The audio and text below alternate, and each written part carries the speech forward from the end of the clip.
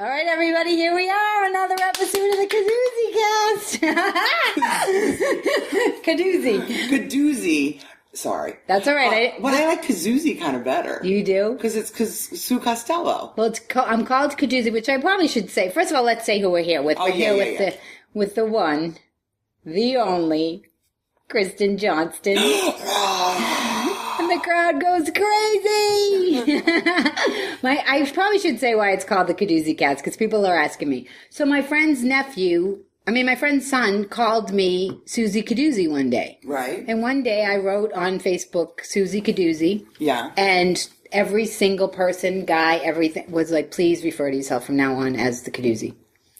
Wow. It was crazy how they picked up and was like, and then they referred to me. Susie. Susie which is Kadoozie. Actually, your Kadoozie's better. Susie Kadoozie. I love it all. I just love Sue Costello. Let's just say that. I bet people don't know how long we've known each other. No, they don't know, because that girl on Twitter, she's so funny. She just tweeted at us, and she thinks she set it up. It was cute. Dar, let's give Dar a shout out. Yeah, because she loves us. She loves us. She's a big supporter. She really is. She was like, do you think there's any possibility that you could ever talk to Kristen Johnston? I'm like, I think I could make that happen. I think that I could swing that. So yeah, that's why I'm called the Kadoozie, and so I have this new podcast that I'm doing that I actually can't even take how I love. I love it. It's on my website. I'm just kidding. Oh, and it's on iTunes. I was joking, like, where is the podcast? Like, it was like a thing. But it's a bad joke and probably doesn't go over too well over the air. No, because they really do need to know where it is so that they can listen to it. Well, I'm going to tweet the crap out of it. I'm so excited about it. Can I swear? You can swear, you can do anything you want. Oh my God, Kadoozie, I love it. Fucking Kadoozie. So yeah, so I've been doing it, and I don't know, I love it. I've been talking to people. You're a superstar. I am. It's about time people figured that out. Like, can I tell you something? It's so funny because I feel so shy about it. And the guy, I think I have this guy that's going to direct my show, and he said to me last night. What show? Oh, your show. But now right, it's which like, I helped a little with. Not only did you help, but you came to see it when it was. I did it for you with just you and your friend. Remember? Wait, let's tell that whole story. Well, first of all, we have to say that I'm very shy. I have had a hard time with my talent. I don't think you're shy about your talent. I just think I think it's been a bumpy road. Yes. So I think you're like, you don't want to get too cocky about, you know what I mean? But I think you're like, you're the first one to be like, look, I'm doing this, I'm doing that. I'm doing it better now. But you're proud of yourself in a great way, not in an arrogant way. No. I have always loved that about you. Remember I gave you grief that one time where it was like, somebody said something about Third Rock, and you were like, I was in the Sue Costello show, and I was like, yeah, like Friends, or I don't know, I gave you grief about it, and you were so hurt, and I was? Yeah, and I was so kidding. It was when you came up and visited me in Williamstown. That was a bumpy night anyway. Oh, you said it in front. Oh, whatever. You were probably... But I didn't remember that you were here, you were coming, and... Remember, or they were like, Susie's here, and Sue's here. Yeah. And I was like, who's Sue? No, I think they said Susie. Or Susie, yeah, because you were like, who's Susie? Yeah, you were in Williamstown with Bradley Cooper. Yeah, I made out with them. You did, I know. Yeah, I always get them right before they turn. You do? Famous or gay. Really? Take your pick. I don't remember always the bad stuff, and I can speak to myself that I have been, these past 5 years or something, I've been very learning how to be open, and it's been a little prickly. It's hard to for me to be open and to keep going, and yeah. I see that in you. Is this your show, or are you interviewing me? Or yes, we're into. Well, I'd like to interview you. I think. Well, we're having a conversation. Yeah, I like that. Well, let's just chat about you then. God, so we have to talk about. No, wait. I do want to say something about that.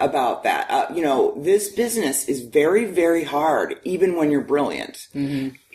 It's especially hard when you're brilliant. And the complicated thing about it is you are told to be this open, vulnerable, you have to be an actor or whatever to perform. Yet you have to also be a shark to be able to navigate the waters and survive. So it's a really complicated thing, which means you're either super healthy and self-examined or you're a sociopath. Right. So right, and to grow in it and try to find that way is very difficult. Yes. Well, and I wanted to find a way to do it with integrity, which is not always easy. Which you have. I hope I have. I think I'm doing it. Although Kadoozie, maybe we should not. I don't know if that rhymes with integrity. But. Well, Well, I kind of did the Kadoozie Kast to be silly because I like being a silly goose too. I don't want to take myself so seriously. Do you know? Okay, can I just say to your audience, the first time I ever saw you, because I don't like female stand up. I don't like stand up really, not necessarily. I'm not like a huge fan. It's like very whatever. Yeah. But when people are brilliant, they're brilliant. Mm-hmm. But I have to say, I like very few women because it's like, and then my tampon, whatever, and I just am not interested, and and then he didn't call, or and then we did this benefit for some rehab center or something, and I had been sober maybe a year, and you went up, you were part of the entertainment. I think Colin Quinn asked me to do that. Yes, exactly. Exactly. And you came up, and it was a nightclub downstairs, so it was so loud, it was horrible, and these really rich white women were like, "Can you help me go to the bathroom?" Because I had to go down through the, it's like a rave is happening downstairs. Not a wise way to make some cash, but anyway, to fundraise. But anyway, you came up, and I remember standing there, bark laughing, and I went up to you afterwards, and I was like, "You're the funniest woman I've ever seen." And then I mentioned you in the Daily News. Were you excited? Yes, I was. Well, it's funny because people have said that to me forever. Yeah. But in terms of stand-up, I have never... I never got it as a stand-up. You're magic. You're really great. I wish I could see more of it. I only saw you I've seen you twice do it. And it's funny because I can seriously, honestly say now that I kill, always have, and have never been able to break through. See, that's what I'm saying. And you're like, I'm so shy. I'm shy in a way that I know when what it you comes mean, but to I was trying to get specific for them. Yes, that I can say that I can. But you're confident. Yes. Yes, you are. But you've been slapped around. Bad. But my own fault, though. I had to say a lot of it. Some of it not, and whatever. You know what I mean? It's whatever. Well, what I did was I put down my Boston toughness because I thought that wasn't acceptable. I didn't want to be a bitch. And then I was diluted pathetic. Who you were. Yeah, and I was And then pathetic. You're just a bummer. Yeah. That happened to me my first... I got cast in the Martin Short Show. It was my very first sitcom ever. And I was so excited. And I was from New York, 24 or whatever. And I had done the audition, it was my 10th that day, and I was doing it from New York and put it on tape. So I had this whole thing, with glasses. And I was like, "Marty, come on, you got to get your stuff together," whatever. So I get there, and throughout the week, my skirt gets shorter, my accent's gone, my glasses are gone. I mean, everything. So I was like, "Marty, please stop." Because they were telling you to do that. Is that what was happening? The show wasn't working, so I was the one they picked. And by the end of the week, I was, no offense, but Heather Locklear or whoever, just a pretty girl with a short skirt. So, and then I got fired. Anywho, but that was a great lesson because you can't dilute who you are. No, that happened to me on the Queen's pilot. I got I guess so. I'd gone through. First of all, I was supposed to be on Murphy Brown for 13 episodes, and she fired me after 3 days. Yeah, but because which I didn't understand. Everybody's like, "Don't you get it, Sue? She's jealous." I'm like, "How could she be jealous of me?" Again, my low self-esteem. Well, but there's when you're on a show and somebody comes in and is real. I don't know because I like her, but so I'm not trashing her, but I'm just gonna guess.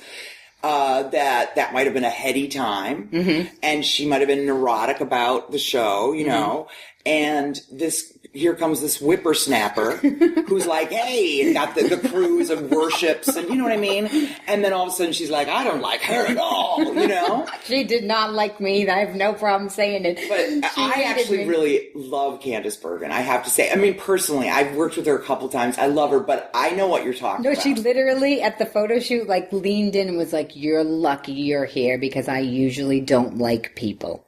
She doesn't. And I was like... And you know what's funny? To her credit, I found out later on, I think what happened was the network was forcing me on her. Yes, so I was a pawn. She hated you. Yes, so I was a pawn, so I don't know. Yeah. So, but because she's cool. She doesn't like people, but in a good way. Right. So anyway, so she... But also, I think that time, I don't think that was such a great... I think it was crazy. Well, yeah. They stay on the air, and Dan... Oops, she almost fell. She almost broke her hip.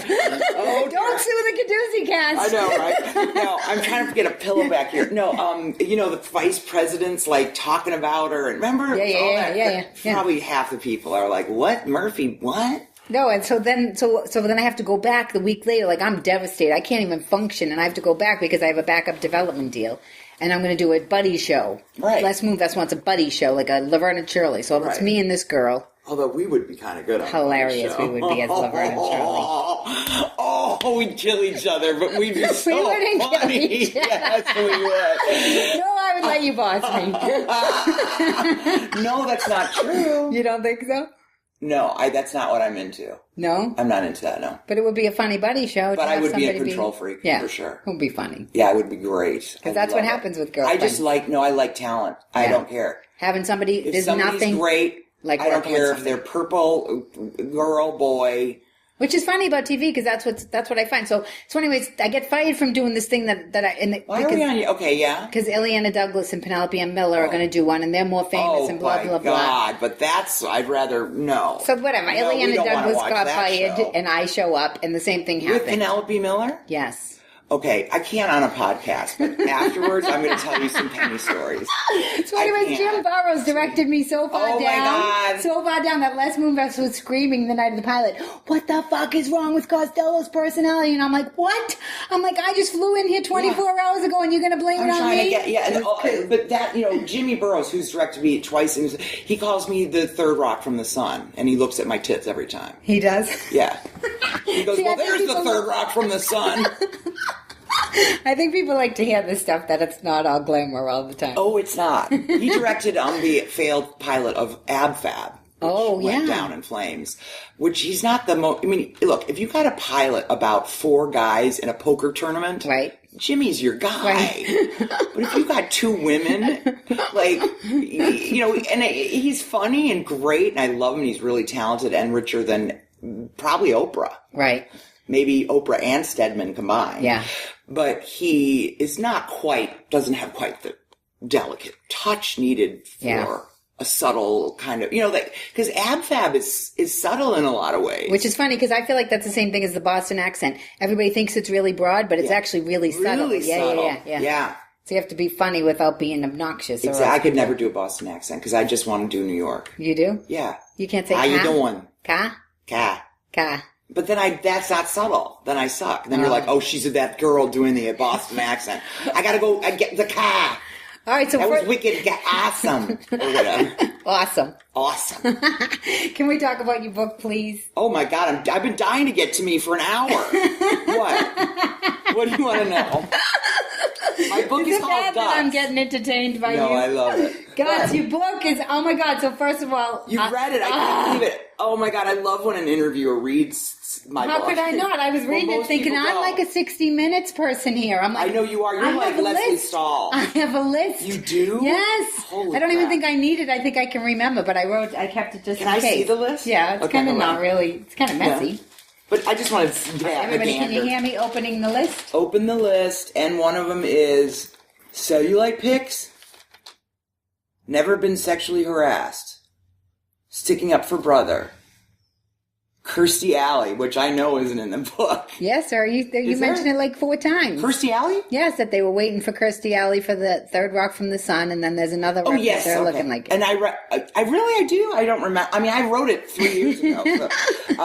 Dratch. Remember when we had dinner with Dratch? Well, no, I don't mean you have to do it all now. I'm just sort of... Okay, those are good questions. I don't know what they are. They're not even questions. They're just stuff that really struck me as like... Interesting. Well, the main thing that struck me the most poignant line in the whole book for me was on page 61 after you had gotten hurt. But I don't know if you want to go right into that or if you want to work your way up to that. Because the book is based around when your guts exploded. From drug addiction. Well, okay, so we're right in it. Yeah.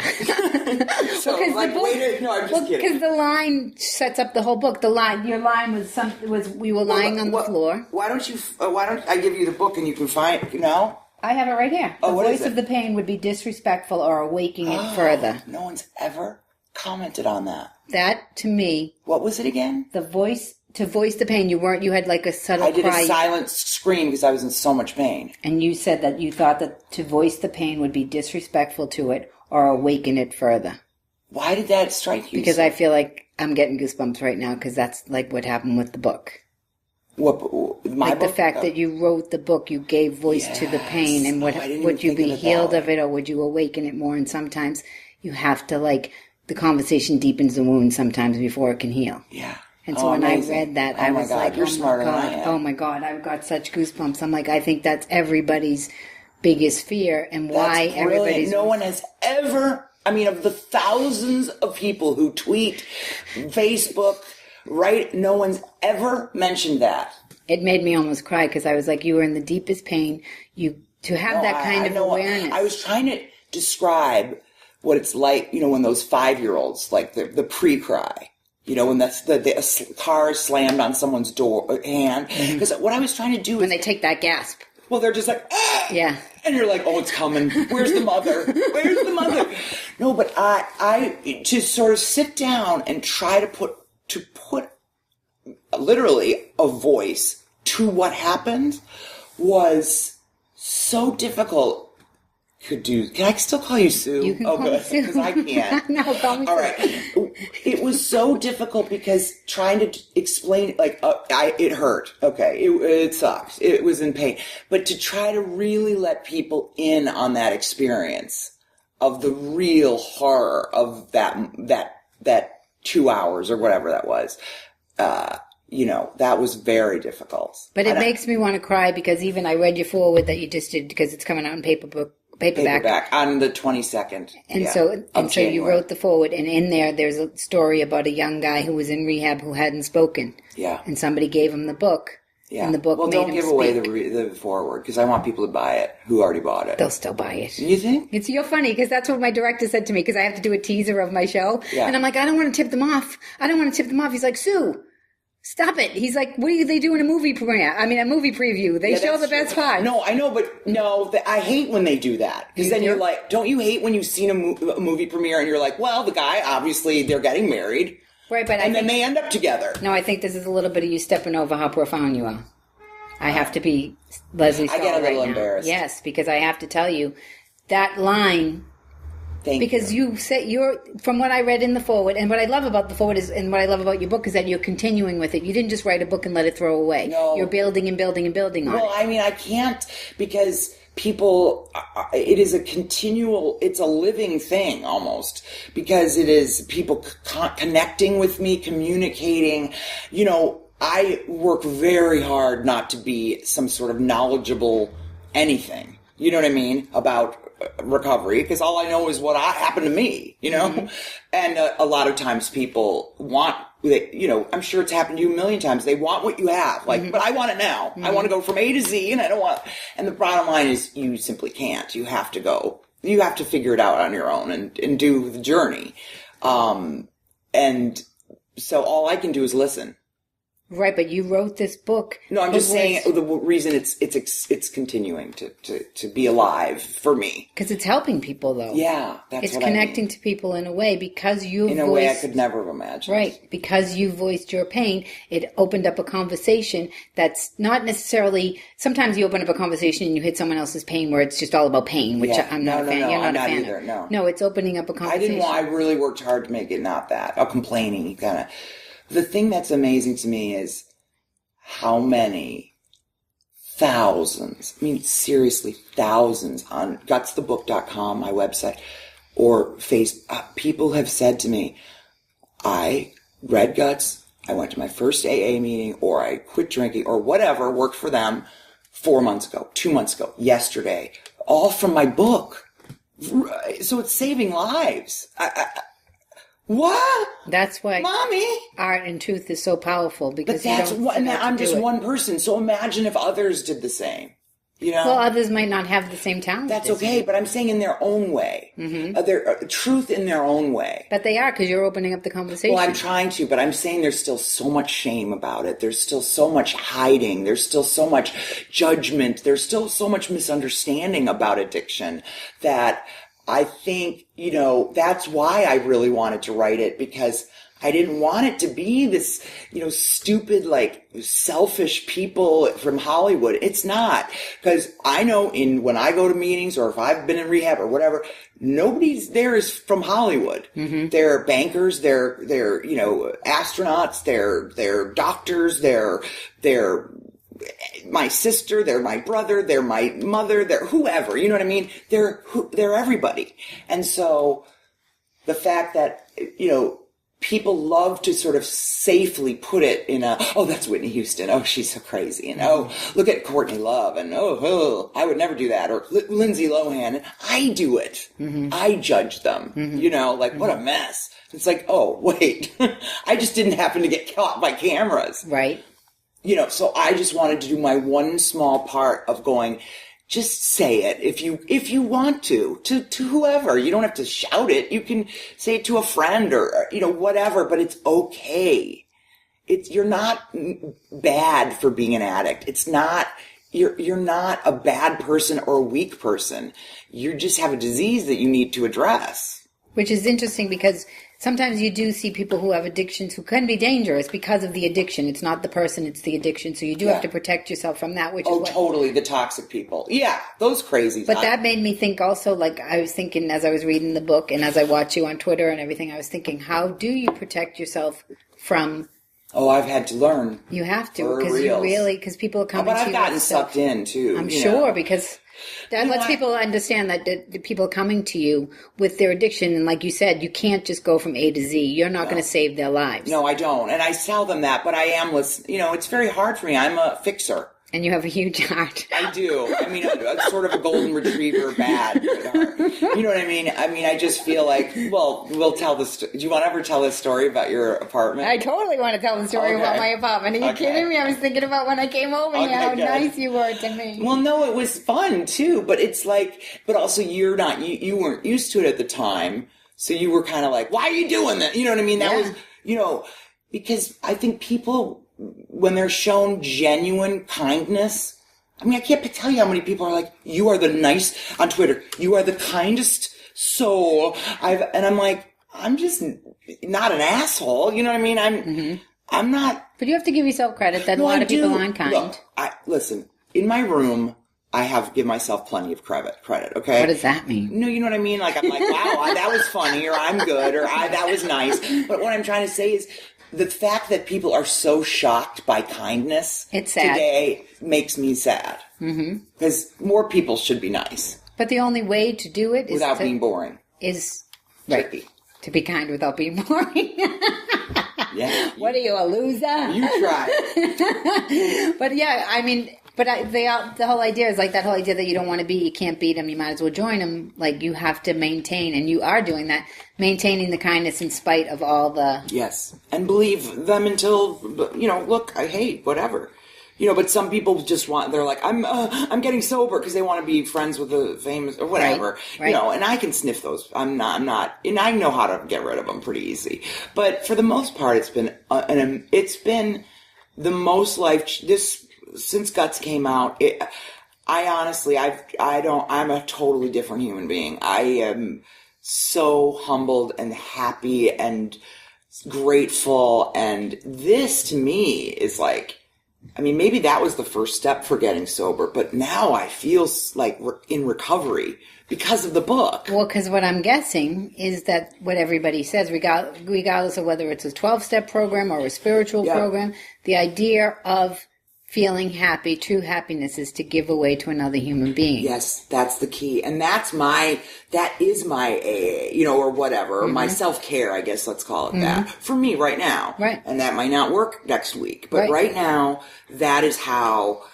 I fuel myself and make, it just gives me so much joy. And people are like, you do this and but I'm like, but I'm doing it to stay sober. You know what I mean? There's a method. But it's like probably if I can say, the most authentic thing you've ever done. Absolutely. Without a doubt. Which gives you But I only became an authentic person 5 years ago. But it gave you it's giving you the gratitude and the connection to the world instead of being so. Absolutely. Because you talk about that a lot, about the fame scared the shit out of you. Yeah. Right? Yeah. With Third Rock? Yeah. It did. But also, the thing about like Twitter or social media, and I'm new to it. Like it's been since Guts came out in March, right? And so if you hear licking noises, it's my dog licking her paw, and I'm sorry, it's Pinky in the background. Okay, but no, my book agent was like, you got to do Twitter, and I was like, Twitter? What? I don't even know what that is. Facebook. Oh God, really? I never did that stuff. And what I realized doing Twitter and and talking to people who have questions. Oh, like, I heard a rumor that this happened. No, that's not true. Somebody just asked me today, I heard are you on a State Farm insurance commercial? And the ability to say no is so liberating, because for so many years I said no comment to everything. The octo crazy and weight stuff, and I just no comment. No, but like now I can comment, and I don't care anymore. I have nothing to hide. Which is what I was going to say about the authenticity. So most people try to cure isolation by staying isolated, which is so phenomenal to me. Isn't that interesting? That's a great way of putting it. It's crazy to me. Yeah. Because we're so afraid to be vulnerable and be hurt. Yes. But I have a friend who's struggling with that really bad right now. Yeah. But if you realize that the more you get hurt, the less it hurts if you keep being genuine and putting yourself out there. Yeah. But then the more you look. You see the love too, though. You see the love. I mean, that's the thing. Look, there are crazies. There are crazies everywhere. There are hurtful people everywhere. And sometimes it's not even, sometimes it's in the moment. Sometimes it's not the actual. I have the belief that it's not the person. This is why I always, people are always like, why do you address when people say mean things or whatever? And I always comment to them. I always say, that wasn't nice, or, well, I'd like to see a picture of your family, or whatever. Not like super antagonistic, but I always say something. Within 2 seconds, they're like, oh my God, I love you. I love you so much. You know what I mean? People aren't used to like being called on their stuff. And so it's like, you just kind of go, look, words hurt. Don't be careful. My name on Twitter is KJo, the smartass. And it's because I am up for like being a sass and giving people shit, but I would never hurt anyone ever. I would never say something mean about somebody's face or their body or I would just never try to hurt anybody. But, will I give you shit about your taste in music? Sure. Right, but if somebody ever said, Kristen, that hurts me, you'd be like, oh, all right, right? I'd actually be more than that. I mean, I would be bummed. But see, people mix it up. They're like, oh, you're such a bitch. And I'm like, no, I'm not.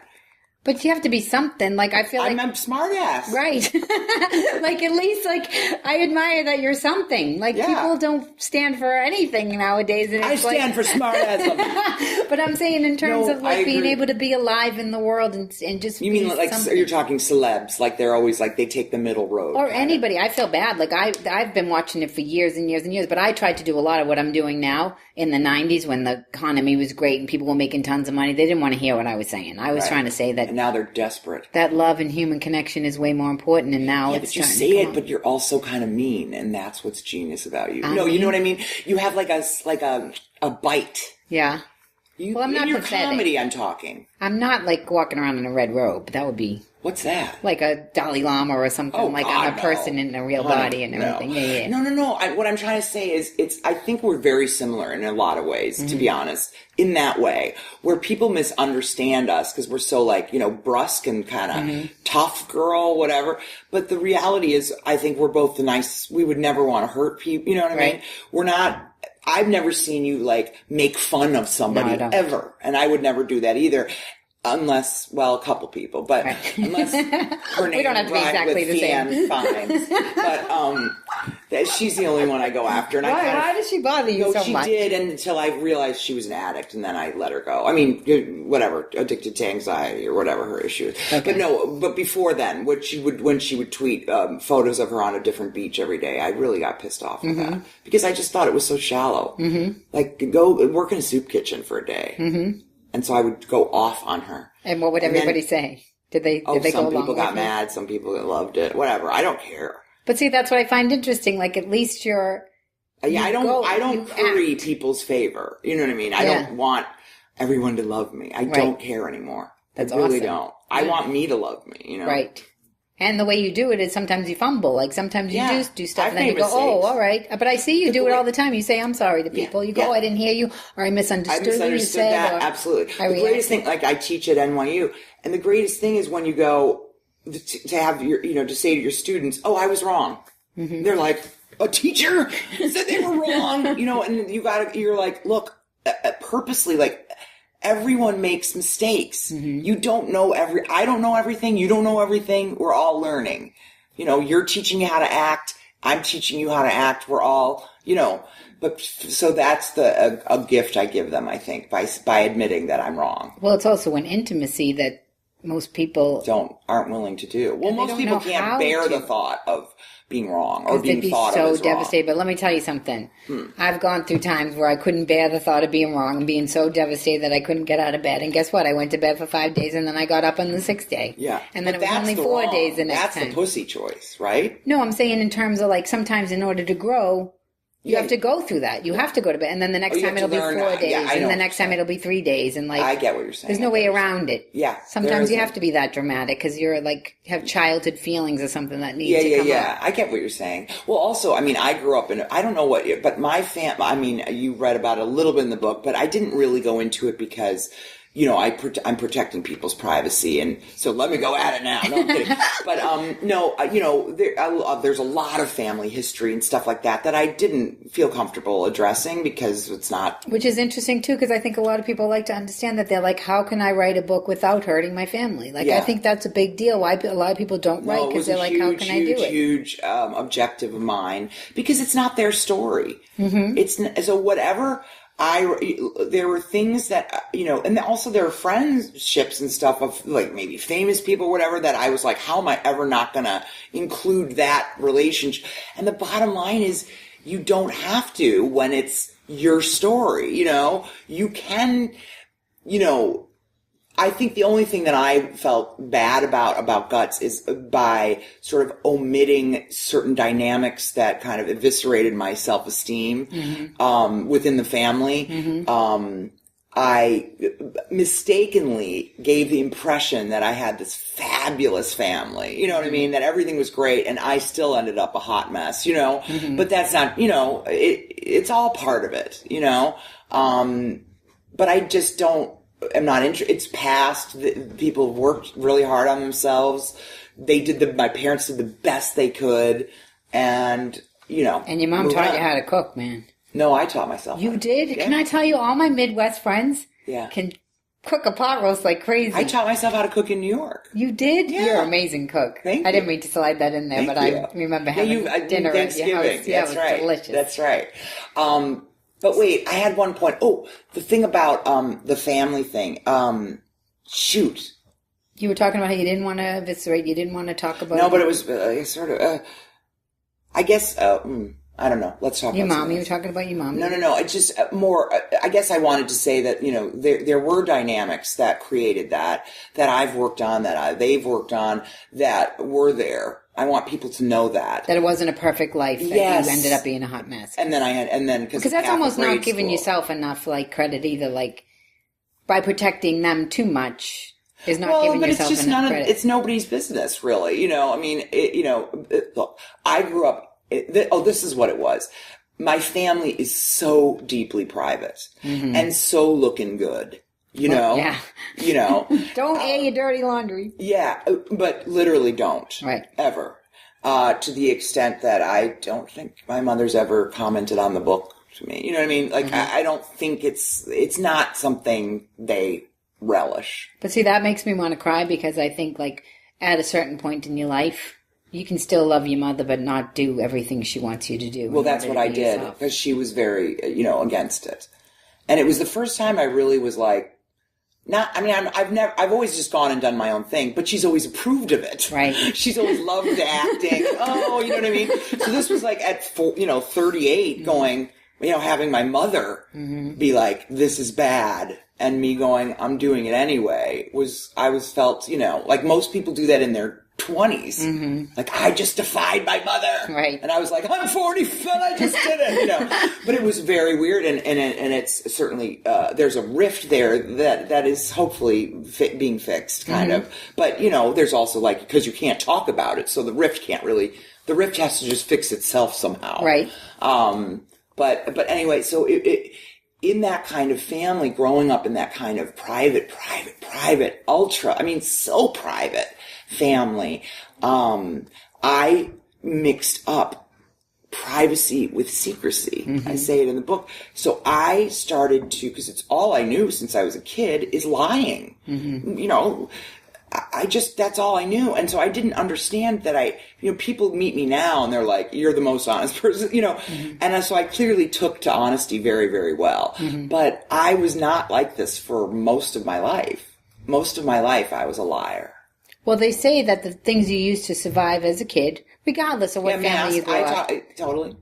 They turn on you as an adult. They turn on you, and in your 20s, and then if you're smart, you deal with that the fact that that's not working. Oh, the jokester guy persona doesn't, or you do what I do, which is you drink a lot to keep it on, because that's how I kept on the mask, or the survival skill or whatever you call it. Yeah, and it's kind of a repellent. Oh, totally. Right? That's why people loved me, but no one came to London. You know what I mean? I know 500 people on Twitter alone who would come to London if it happened to me tomorrow. Dar. But you know what I mean? But I just didn't have that. And people were like, God, you're friends. And I'm like, no, I didn't let them in. I was the kind of person you sent flowers to and were like, is she okay? Right. I wasn't the kind of person you make a flight arrangement for. No. I wouldn't want that. Isn't that so interesting? And yet you're on TV, you're famous, you want everybody to see you, but nobody's really seeing you. Right. Well, that's the interesting thing, too, is I wanted people to... I didn't understand television because I didn't grow up with it. It was not allowed in the house. We were allowed a little bit a day, Hogan's Heroes or whatever, with my father on a Sunday. So I didn't understand that the day after the show aired, I would be recognized everywhere. Like going to a supermarket one day and then going the next day is a totally different experience. And a shrink actually helped me figure this out. Because I hated it so much. The first 6 years of it, look at her. Because it felt like I was being a freak again in grade school. Like people were going, look at her.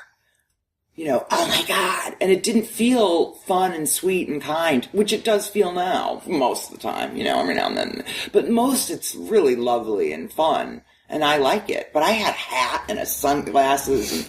Isn't that funny? You didn't have any way of getting out of the pain. It was years and years, except for painkillers. Yeah. Years and years, you had no tools. And I find that... I had no tools. Thank you. I'm just learning them now. Not just pain, but stress, insecurity, every negative feeling, because we weren't allowed to feel them when I was a kid. It's funny, because when you said nothing that, I was negative. Thinking about...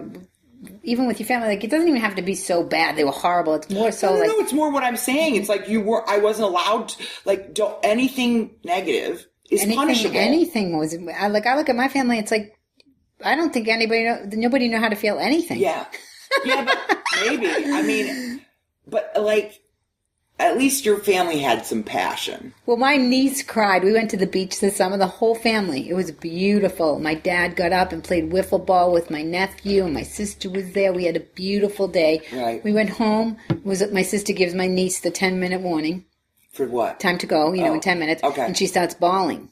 And evidently she's never cried like that before. And I just stood in the kitchen, and I looked at everybody. And I went over to her and I hugged her and I said, oh, it's sad when things are over, right? And she said, yeah. And I said, don't worry, I'll come back. That's great. But it was the first time in my life that I looked at everybody in the room and I thought, nobody knows how to deal with her crying because they want her to stop because they're sad. Yeah. Because they're sad that the day's ending.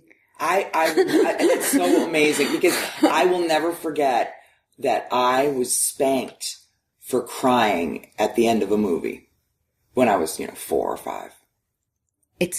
I was spanked for crying. And they were probably sad from the movie, too. Well, who knows? I don't know. Yeah. I'm just saying the negativity, there's no such thing. It can't exist. So to realize it can is a whole new thing. To realize I can be mad at someone and survive it, and they can be mad at me, and I'm not, right. That I'm like, okay, they're mad, I screwed up, Sometimes you can be mad inside and not saying anything. There's a whole bunch of different ways you can handle all of it, which is interesting because you took the painkiller so you didn't have to feel anything. Well, I couldn't handle it was mostly panic attacks and neuroses. Which manifests from pushing down, suppressing feelings. Absolutely. But the truth of the matter is I always thought that eventually I would get to the point that I would be so mature that I wouldn't have any feelings. And the truth of the matter is... Yeah, that was your goal. Yeah, and totally. The truth of the matter is I have to feel That's what I thought being adult was. Not having any feelings. Like, no, you don't cry, you don't feel anything. You just smile a lot. Well, I was thinking about that. I think it was like Justin Timberlake and Cameron Diaz broke up or something, and she went to the Golden Globes, and he was flirting with Jessica Biel, and Cameron hit her or something. It was something crazy that went on, and I was so mad. I was like, of course she did. I'm like, because her publicist and everybody were probably like, go, show off, show that you're fine. No, and really? I'm sure, instead of staying home. Oh, you mean to show up at the thing? Yeah. Instead of staying home and just taking a pass. Yeah. You know, instead of like, it makes sense that you put yourself in a position where you're like, gonna get in trouble because you're not respecting, I'm sad. Yeah.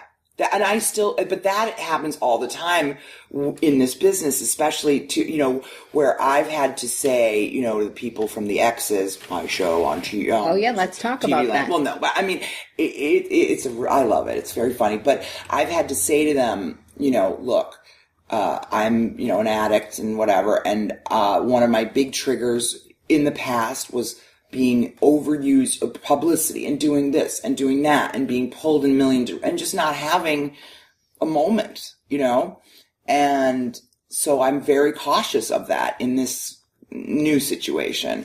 And they're very respectful. And there's been like 2 times where I've gone, stop it. Now I'm done. Mm-hmm. Now I just have to do the acting. Mm-hmm. No more. I don't care if it's Mike Nichols or whoever. Right. Leslie Stahl. I don't care.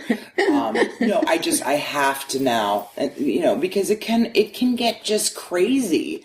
Because they want you. They don't get it. They're in their offices going, how much money are we going to...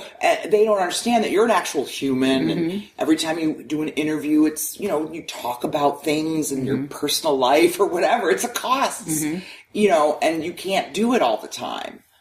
You just can't. Or you just become a crazy person. And taking good care of yourself afterwards is like absolutely huge. But it's cool that you're able to tell them because they don't know either, though. It's like that's the whole idea of life. Like it's up to us to be able to tell the people that's my line. But I still struggle with it. That where the line is. Everybody does. There was a woman. But I mean, at least I have a line. I used to not have a line. And that means that you're starting to love yourself. I do. I actually love myself. I said that to my best friend, to Jackie. I don't know. It was like a year ago.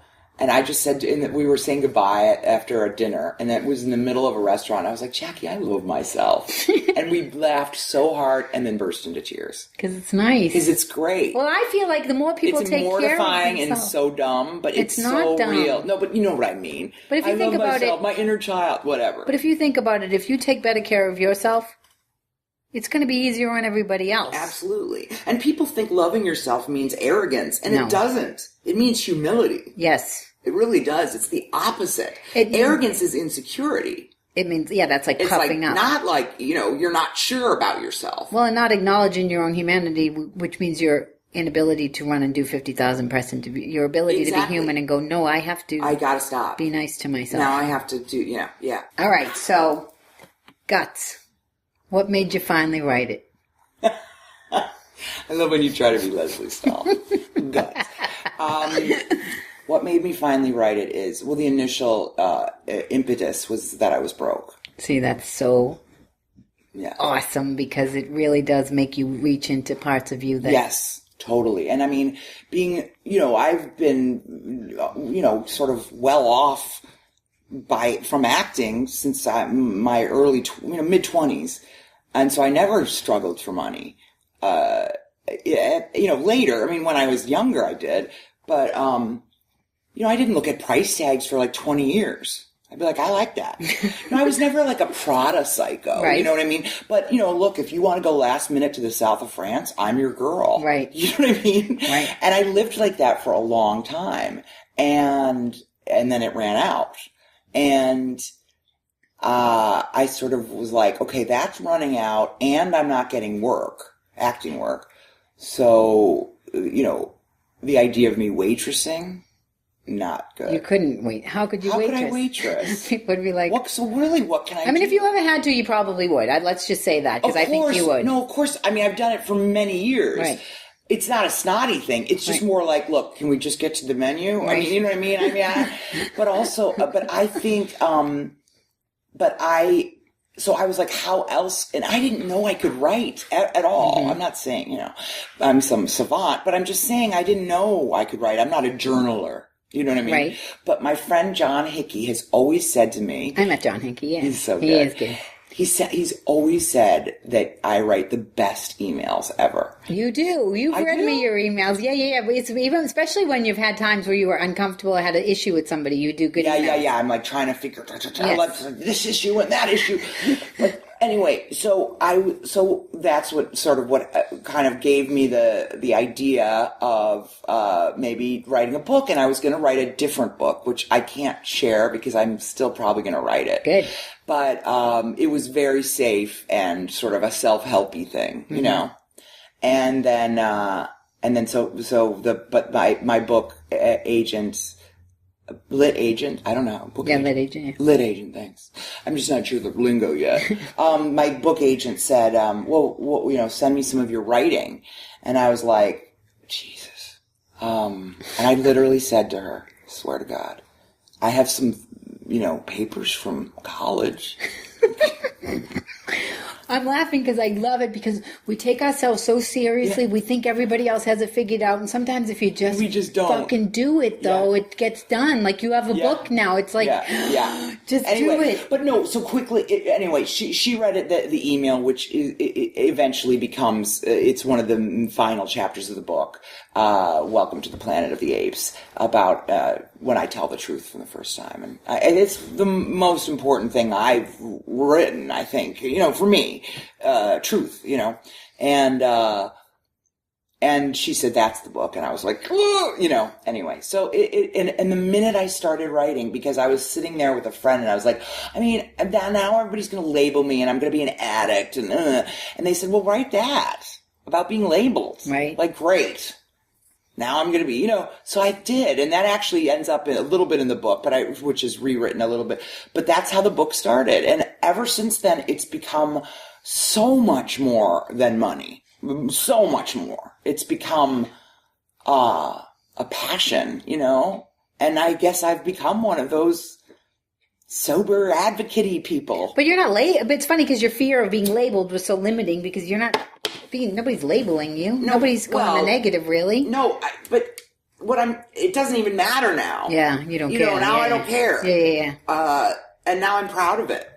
But it's an interesting thing, to be an out there celebrity who I hate the word celebrity, but what else? What, famous, slightly famous? You are a celebrity. I walk around Kmart with you. We can't even get down the aisles, for Christ's sake. All right, so, but, in Kmart, I'm a celebrity.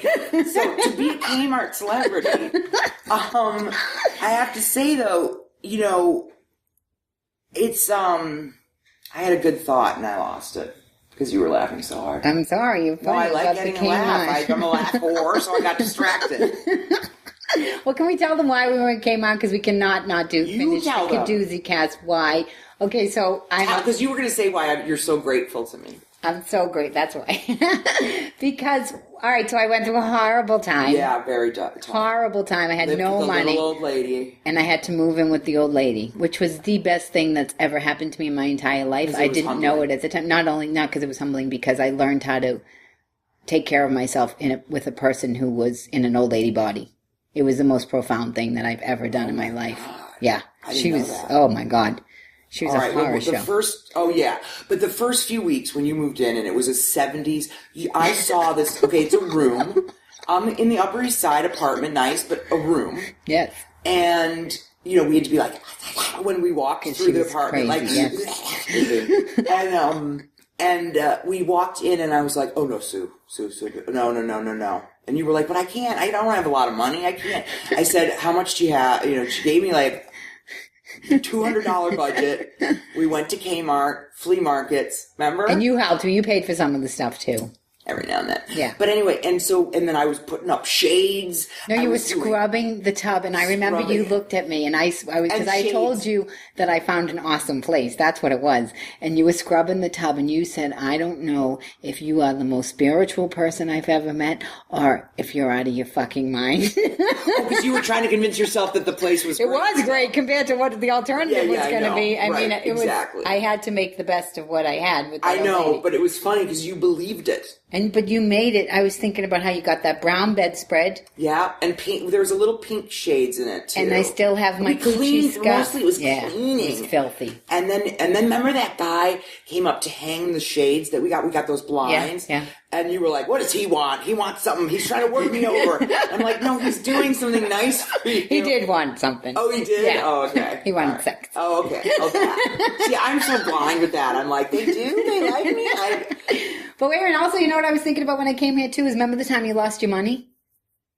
What? You had a big thing of cash. Okay, what? Tell me the story. I think it was after class. You people pay for their classes up front or whatever. Yeah, you had the cash. Okay. And you called me and you were almost crying and you were like, Sue, I lost all the money. I lost all the money. And I said, Kristen, where were you? And you told me and you said, I was here, and I was Staples. I said, go back to Staples. Yeah. And you went back and it was there. Yeah. Yeah. Of like the 40 places, you said it's at Staples. That's right. And it was all in an envelope. It was students' checks. Yes. For the whole semester. Yes. And you were, and I remember, and when I got out of the train, I thought, oh my God, people are amazing. Like nobody stole it. Like it was there. And, yeah. And that idea of just calling somebody and having somebody go, here's what you need to do. Yeah. You know, go do that. Yes. Thank you for reminding me of that because that was major for me. Also, we should explain your brilliant one-woman show, which I love and I have very special feelings towards. But you were doing a great run at Cherry Lane Theater. It wasn't that great. No. I'm about to tell them the story. Oh, all right, sorry. So it's very exciting, and I'm forcing you to get make flyers, and I'm totally control freaking it as much as I can. And I'm like, so I get this friend of mine, Steve Willis, to come with me. And it's 11 o'clock, and I'm so excited to see my friend Sue's one-woman show. And I walk in, and the audience is me and Steve for an hour and a half. And your friend was doing the lights, remember? Oh, Nancy. And oh my God, it was just crazy. I mean, it was just great, but it's such a show that you need I was like, trying to help. Because there's also so much of the one woman show that's not at all funny. Right. But when it got dark, it was it was just very intense. It was really, was it intense to do? Yeah, and as you're talking now, I think back to every single time. You know how they're always like, "Oh, the great times aren't what mold you. It's the hard times." Well, first of all, I did it during the time when the stock market crashed. No, I know. And they were Democratic. It wasn't you. It was that you didn't have flyers out. No, I'm saying in terms of could it go any worse? It went pretty bad. The chances of all. It went pretty bad. And so, but I look back and I think about the stamina and how much that built in me to just not say no that night. I mean, I was humiliated. I'm serious. To not leave. Because there's a lot of generosity to go, don't give up. Yeah. Don't give up. Yeah. But and also then to really actually be critical, watch it to help you, to give you notes or whatever. Mm-hmm. And I helped you with that first scene. You totally helped me with the first scene. It's pretty tight now. I'm ready to rip it now. I'm ready. Do you still I remember there was a component because it's so tricky with a one woman show, but because I was thinking of doing Guts as a one woman show, and I've since trashed that because I just think the story's what it is and it's good. But I thought of you a lot, because you would have you say, when did I go downtown? I went downtown yesterday. That kind of thing. I'm doing it badly. But I'm just saying, instead of just trusting that we know what the person's asking. Yeah, you don't do that anymore. No, it's tight. Oh, I'm so happy. Yeah, no, it's taken a while to really Especially get it. with the priest. But even in terms of movement, so the guy that I think is going to direct me now, I'm not going to say it yet because I want to make sure it's official, but in terms of letting somebody see you that clear, like, it's really intense. You were like done with me after about an hour. I don't have enough. I didn't have enough. I just was been a process to be able to be. I get it. And him saying to me, he said to me last night on Skype, all right, Sue Costello, it's time for you to get out from underneath that rock. Yeah. And I just, my whole, and I'm like, I'm ready. Because there's a reason you are, I mean, look, this is a show that you have been passionate about and writing and working on for 10 years? 14, almost 14. So there's something driving you. Mm-hmm. There's a purpose that has not been filled yet with it. But even as what you were talking it's about, not over, is what I'm trying to say. But what you were talking about like the family and telling the story, like I wanted the story to be pure, and I kind of had to live it in order for it to be really what I wanted it to say. And so I had to put it up, take it down, put it up, take it down, go through all this. But that kind of stamina, passion, commitment, where, you know, because most people with something like that, they're like, it didn't work out, mm-hmm. moving on. And you're like, moving on, but keeping it and mm-hmm. working on it. And that I respect very much, because that means that, you know, that's what separates the men from the boys. And that's what, you know, is gonna, the cream will always rise to the top. I believe that totally. I believe that when you're ready for massive success, whatever that means to you, and it probably has changed so much since you were, having the first taste of success. Because to me, it's so different now. You know, it comes to you when you're ready, you know? Well, it's become very valuable to me. As long as you don't get bitter, and you haven't. No, I'm not. No, but I know a lot of people who have, and it's like, look at John Hickey again. Bring up John Hickey. Now, John Hickey's, a little older than me, and for years, a great actor, just terrific actor, John Benjamin Hickey. Google, really great actor. Cute too, I think. So gorgeous, right? Yeah. And he, excuse me. No, he is. He plays on a different team, but that's fine. Doesn't mean he's not cute. So he's a great friend of mine, very long-term friend of mine, and has done tons of shows. It's kind of like Everyman. He's been in Cabaret, the Broadway show, like tons of stuff, but never that moment, that he wanted for him. And he's really good friends with a lot of successful people, not just me. And so throughout the years, to have to be supportive and yay for you, Sarah Jessica, and Natasha and Kristen, and, but really mean it without getting bitter. And he managed to do it. So at 47 or whatever, to win a Tony, which he did last year for The Normal Heart, that to me, it's like, that is the triumph of the century, because that man did not let his life be dictated by this business. He remained generous. He moved through it, and I see that happening for you. Well, I feel very proud and it feels very valuable to me. My show feels like it represents who I am as a person. Yeah. I don't care. I mean, people love it. It's or nice, hate it or whatever. But I love doing it. Yeah, good. That's all that matters. But I feel like to bring us back before we close, to what I felt like with Guts reading that it's coming out on paperback, that you're doing the new forward. I was thinking, because I've gone through the process with my one woman show, it's the same thing that's happening with your book. Like the potential that can happen with this book if you keep valuing it and growing it and going. Well, I'm not going to. It's done now. Well, you're sending. You wrote the forward, and you'll write another book. I'm writing another book, but it's very different. It's going to be very different. But no, I mean it's alive in that the book itself is done. Mm-hmm. I'm done with it. I'm not going to rewrite it or work on it more. Right. It's done. I could see myself doing like shooting one night, for a documentary type thing for HBO, or, like a reading, or I don't know, something, but not a 8 times a week story, because I don't lie in it. So I tell the truth, and that's too hard for me to do. Right. I can't do it. Mm-hmm. You're made of sterner stuff than me. But anyway, and I also feel like it really is, a book, and it's anyway. But the bottom line is how it is keeping alive is that it is reaching more and more and more people, and then they're coming to me, and then we connect, And so it becomes this living organism. It's incredible. And it's the foundation. You now have this book of the foundation of your beginning, of your finding your my true, real authentic truth. self, which you'll And now probably I can't continue going relapse. deeper. No. That would be a Because bummer. we'll have to come get you. Well, it wouldn't be that bummer because isn't that part of it? You know what it is? Honestly, if I did, it would be okay. It's part of it, isn't it? It's part of it. It would sure give me another good book. That's right. God knows I'm struggling. But no, it's definitely, Hazelden, Guts and Hazelden. But no, it is, I say very many times that, in the book, I'm not cured. There is no, I'm not finished, and I don't know what tomorrow will bring. Today I'm sober, and that's good enough for me, And I think that's a perfect place to end. I do too.